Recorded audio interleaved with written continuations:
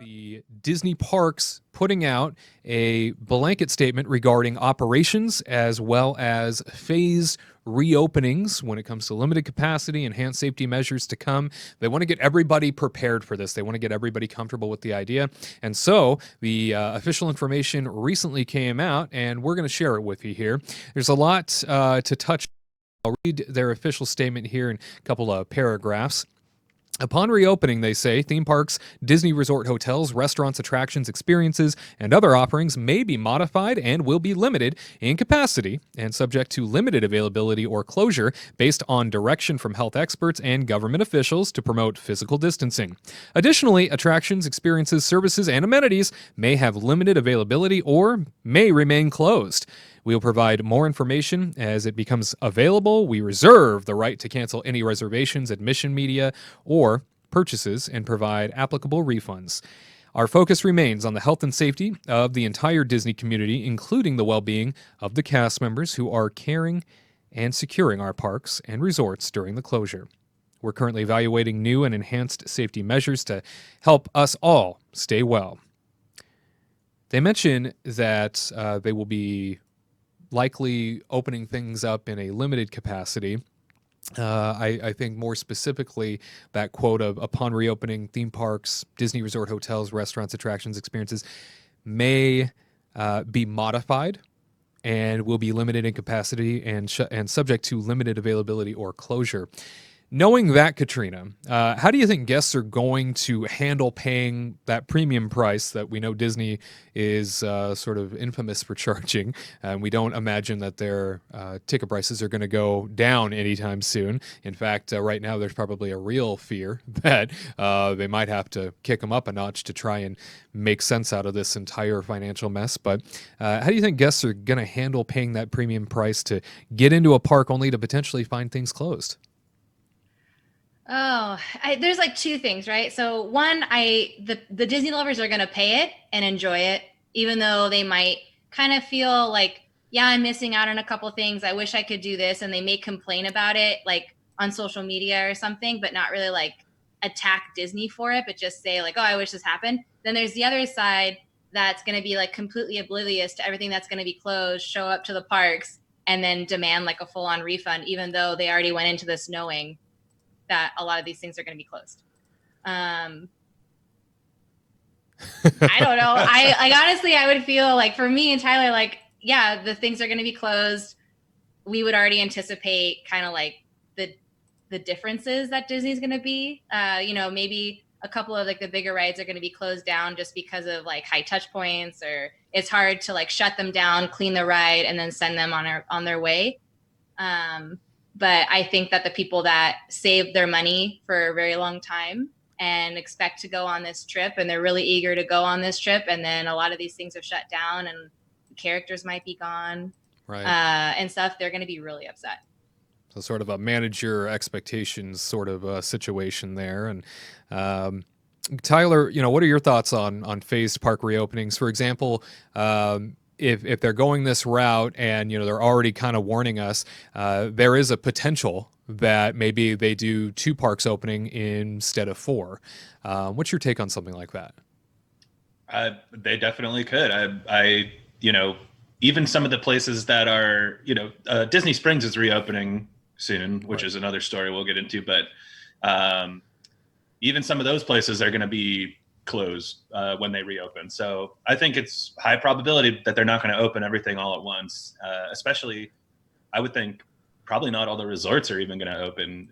But they do say, excuse me, they do say that they'll give you a refund if they do have to close or whatever, which I know doesn't make up for things like airfare, but they're going to try and do their best. And unfortunately, people we're going to have to deal with like the realism of, the reality of the situation here. It could be upsetting to some, but this is our life right now. And we can't, I feel like we've been dealing with it for a couple months now, and it's just another part of life, unfortunately, at this point, where we just have to, even the grocery stores in our neighborhood close early and stuff. So it's just life, unfortunately. I hope people don't get too upset at them because they're going to do what's best for everybody.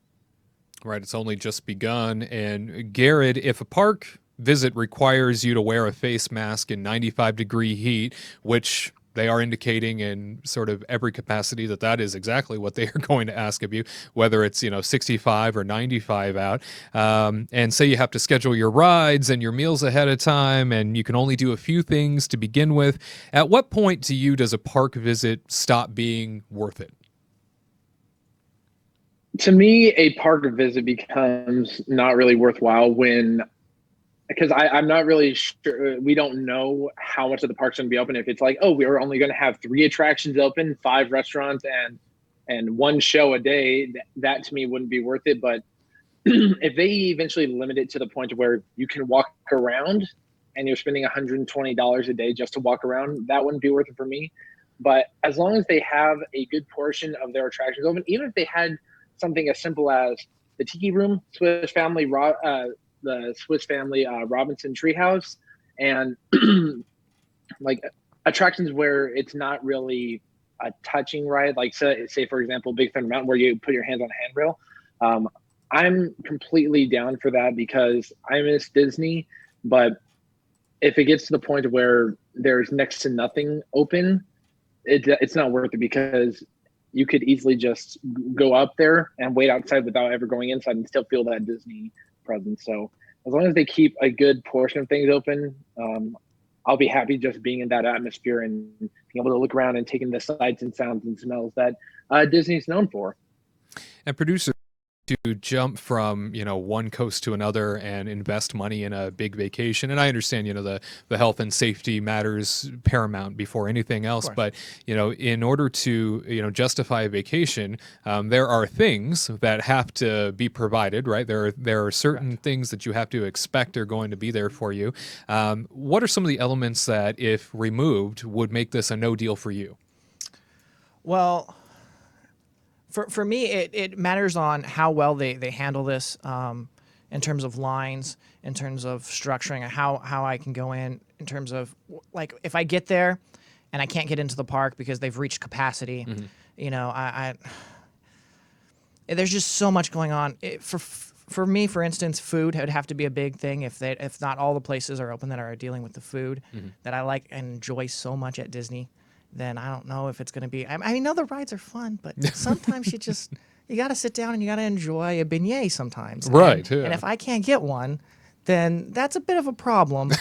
Yeah, I'm with you on the food, honestly. Yeah. I definitely agree. So if like I can't get anything to eat because I can't sit down or I can't do anything to that effect, then that's a game changer for me. Yeah, maybe if perhaps there's only a handful of restaurants online, and of course you have to digitally order ahead of time, or there's any number of variables they can be going with here. And certainly Bob Iger, executive chairman of the Walt Disney Company, mentioned here not too long ago in an interview that he did that they are watching and really sort of modeling what they're going to do at the domestic parks here in America based off of what they're doing and seeing and what works in their Asian parks. So more of their Shanghai and Hong Kong Disneyland type environments. To all who come to this happy place, welcome.